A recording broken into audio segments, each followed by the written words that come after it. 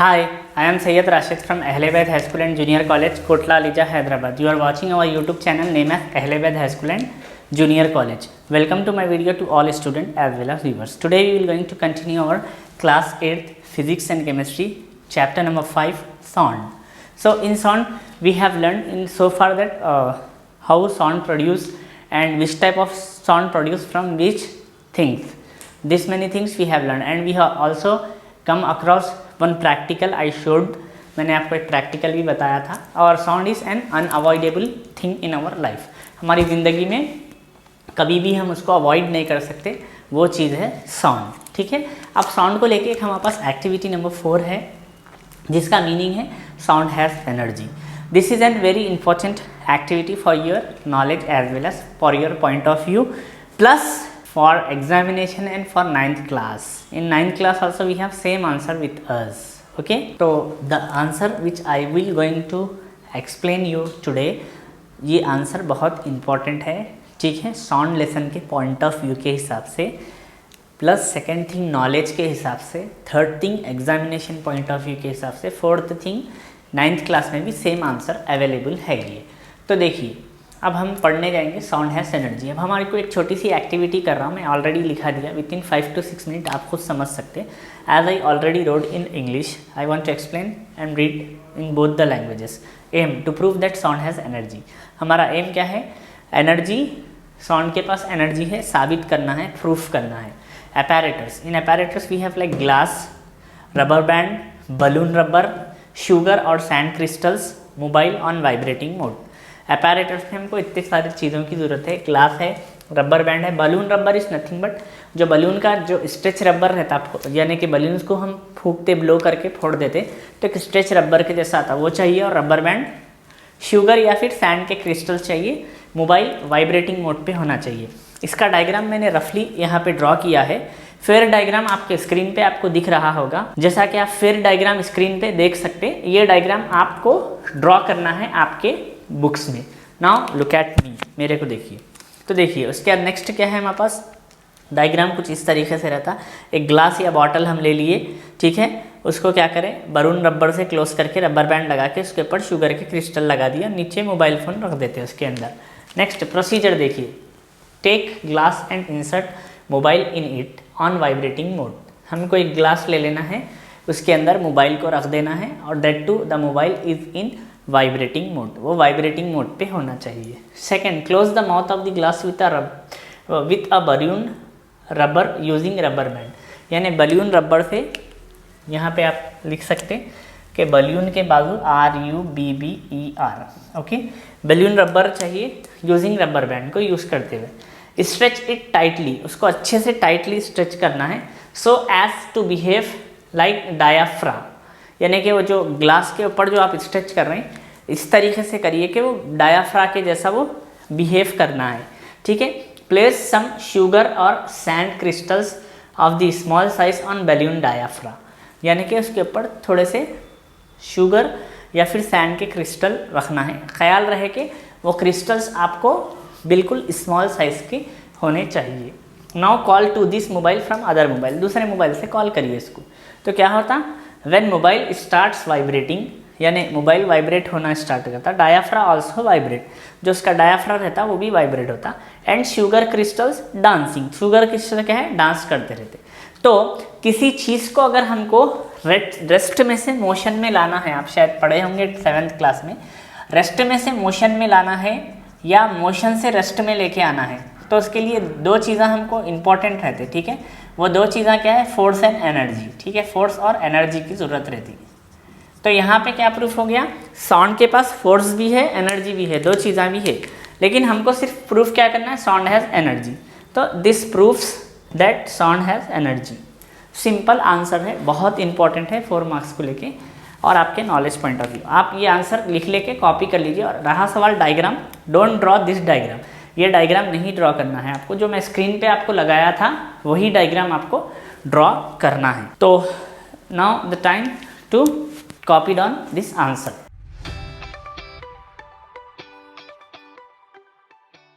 Hope you have copied the answer. Now the time to learn about musical instruments.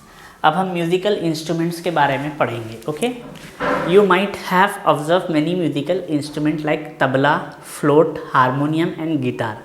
These sound produced by these instruments are distinct. It is easy for us to identify sound separately from different instruments. How do you produce sound? Why is there a difference between the sound produced by various musical instruments? Which part of this instrument is responsible for producing sound? अब musical instrument की अगर हम बात करेंगे तो आप बहुत सारे चीज़ें देखे होंगे, जैसा कि आप देखे होंगे तबला, ठीक है, और आप देखे होंगे FLUTE फ्लूट, ठीक है, और आप देखे होंगे गिटार, और गिटार के साथ हम बोल सकते हैं पैनो, ठीक है, पैनो भी आप कभी देखे होंगे, और पैनो के साथ harmonium. After harmonium we have end of the thinking capacity, और बहुत सारे चीज़ें. तो अब यहाँ पे सवाल ये उठा कि ये जो चीज़ें हैं म्यूजिकल इंस्ट्रूमेंट, इन लोग मेनली ऐसा साउंड प्रोड्यूस करते हैं जिससे हमारे दिल को प्लीजेंट मिलेगा, खुशी मिलेगी. तो पहली चीज़ है हाउ दे प्रोड्यूस साउंड. वो लोग साउंड कैसा प्रोड्यूस करते हैं? फर्स्ट वाले के आंसर सिंपल है, वाइब्रेशन से प्रोड्यूस करते, ठीक है. Vibration is compulsory to produce sound at any case. Second, why there is a difference between sound produce by various musical instrument. क्योंकि अलग अलग क्यों क्या रहता? बिकॉज देयर मैकेनिज्म, ठीक है, इनका जो मैकेनिज्म रहता सबका अलग अलग रहता. उस हिसाब से मैकेनिज्म अलग अलग रहने की वजह से साउंड्स भी अलग अलग प्रोड्यूस होते. Which part are responsible for producing sound, यानी साउंड प्रोड्यूस करने के लिए विच पार्ट यानी कि रेस्पॉन्सिबल है. अब यहाँ पे देख सकते हैं आप, यूजुअली तबला में जो है उसका जो डायाफ्रा रहता, ठीक है, डायाफ्राग्राम, वो यानी कि रेस्पॉन्सिबल रहता. फ्लूट के अंदर जो उसके वायर्स रहते, ठीक है, वायर्स यूजुअली मेन फ्लूट के पास वायर्स रहेंगे, और यहाँ पे गिटार के पास क्या रहेंगे? वायर्स रहते, साथ ही साथ उसमें कुछ होल्स रहते हैं, ठीक है, वो रेस्पॉन्सिबल रहता. पैनो के अंदर क्या रेस्पॉन्सिबल रहता? कुछ. और हारमोनी में भी एक डायाफ्रा जैसा रहता. तो अलग अलग पार्ट्स रिस्पॉन्सिबल है, अलग अलग म्यूजिकल इंस्ट्रूमेंट उसका प्रोड्यूस करने के लिए साउंड. ओके, अभी हम क्या करेंगे, यहाँ पे एक छोटा सा टेबल जैसा फॉर्म कर लेते हैं, ठीक है, फॉर्म कर लेंगे अलग अलग यानी कि इंस्ट्रूमेंट में साउंड कैसा प्रोड्यूस होता. जैसा कि आप बोर्ड पे देख सकते हैं, मैंने कुछ इंस्ट्रूमेंट्स का नाम लिखा, वाइब्रेटिंग पार्ट ऑफ इट. तो ये इस तरीके से एक एक्टिविटी हमारे रीडर में है, या फिर हम इसको टेबल 3 के नाम से जानते. आपको चाहिए कि ये कॉपी करें, you have to copy this. और रहा सवाल इसका जो आंसर है, आंसर आप लोगों को खुद को करना है. टेबल 3 के नाम से ये अवेलेबल रहता, कॉपी डन, कॉपी कर लीजिए.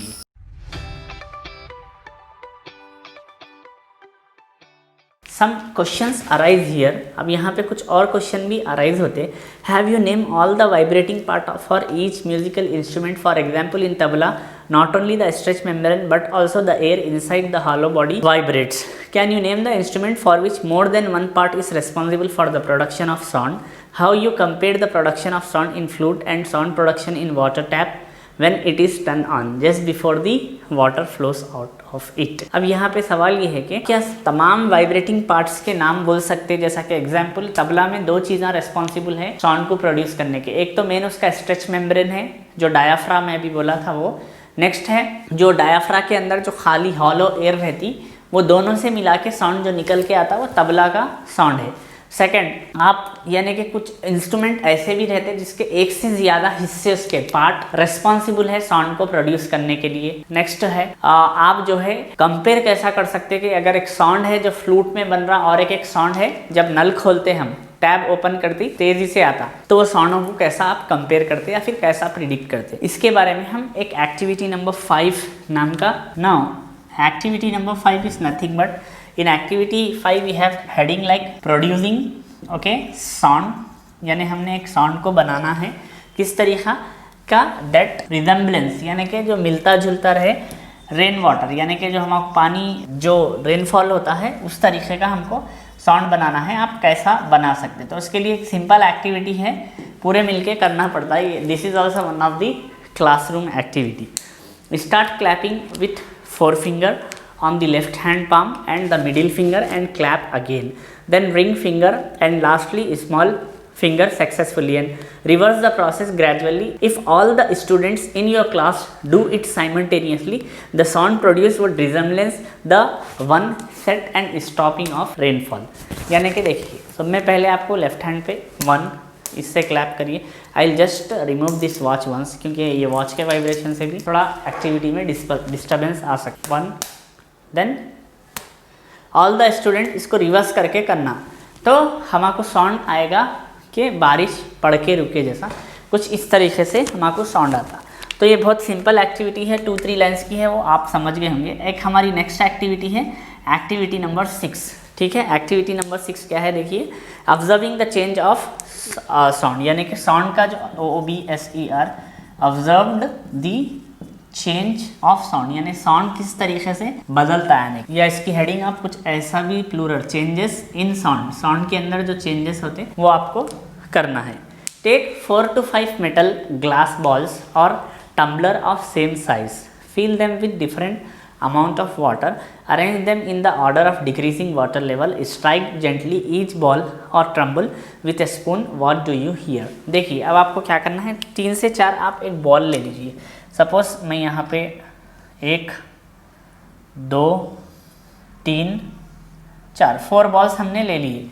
4 बॉल्स में क्या करना, एक में पानी फुल भरना, अच्छे से भरना, दूसरे में थोड़ा कम, तीसरे में थोड़ा कम, चौथे में और ही थोड़ा बहुत ज़्यादा, फोर्थ वाला बॉल बहुत ही कम इसके अंदर भरना है, यानी कि फील करना है पानी को। उसके बाद अब फील करने के बाद आपको क्या करना है, strike each ball like above case, यानी कि हल्लू हल्लू स्ट्राइक करो, इसको इसको इसको इसको कुछ इस तरीके से स्ट्राइक करिए आप। तो करने पर what difference do you notice in the sound produced, why is there a vibration in sound produced due to the change in the water level of the ball। तो आप यहाँ देख सकते हैं कि इसमें थोड़ा सा कम आएगा, इसमें थोड़ा बढ़ के आएगा, इसमें थोड़ा बढ़ के, यानी डिक्रीजिंग ऑर्डर में साउंड आएगा। जितना ज़्यादा पानी रहेगा साउंड उतना ऑब्जर्व हो जाता, क्योंकि जो मटेरियल हम ग्लास का यूज़ करना है, ख्याल रहे all the student and viewers, same आप ग्लास या फिर बॉल मेटल का ले लीजिए, मेटल के हिसाब से वो सेम रहेगा, लेकिन क्योंकि वाटर लेवल में डिफरेंस है तो इसीलिए साउंड में डिफरेंस आता है। ये activity you can do at your home, आप आपके खुद घर पे कर सकते। इस एक्टिविटी से हम कंक्लूड कर सकते there is an role of air in producing sound, यानी कि जो साउंड रहता है, साउंड को प्रोड्यूस करने में एयर का भी रोल है। तो हम यहाँ पे ये कंक्लूड कर सकते हैं, we can conclude that sound are produce by vibrating bodies and the air that passes through orifices of the instrument, यानी कि हवा का भी साथ होना, उसमें वाइब्रेशन का भी साथ होना, दोनों से मिला के आपको साउंड प्रोड्यूस होता। इस activity number 5 and activity number 6 से हम कंक्लूड करते हैं। अब एक चीज़ मैं आपके स्क्रीन पे लगा रहा हूँ, जैसा कि आप स्क्रीन पे देख रहे हैं, यहाँ पे 2 यानी कि यहाँ पे 2 सेलिब्रिटीज़ यानी कि बताया जा रहे हैं, एक है बिस्मिल्लाह खान और एक है चिट्टी बाबू। तो यहाँ पे बिस्मिल्लाह खान क्या है, वर्ल्ड के फेमस चाइनाई प्लेयर है, वेरास चिट्टी बाबू का काम क्या है, क्लासिकल म्यूज़िक में बहुत अच्छे हैं वो इंडिया के। तो उन दोनों के बारे में कुछ दिया गया था, एक नॉलेज पॉइंट ऑफ व्यू के हिसाब से आप ये पढ़ सकते, पढ़ के समझ सकते और याद रख सकते। तो in next sessions we will going to learn that how sound produce in our human body, human body में साउंड कैसा प्रोड्यूस होता हम नेक्स्ट सेशंस में पढ़ेंगे। That's all about our today's session. Make sure all students maintain notes and bros reader को देखिए, notes पढ़ाइए। आज के सेशन में एक इम्पॉर्टेंट आंसर से शुरू हुआ था, साउंड एज एनर्जी, वो आंसर सबके बुकों में लिखे हुआ रहना और याद कर लेना पूरे जने। Okay, have a great time, take care. I am Syed Rashid, physics teacher and lecturer in this organisation. You are watching our YouTube channel Ahle Baid High School and Junior College. Thank you.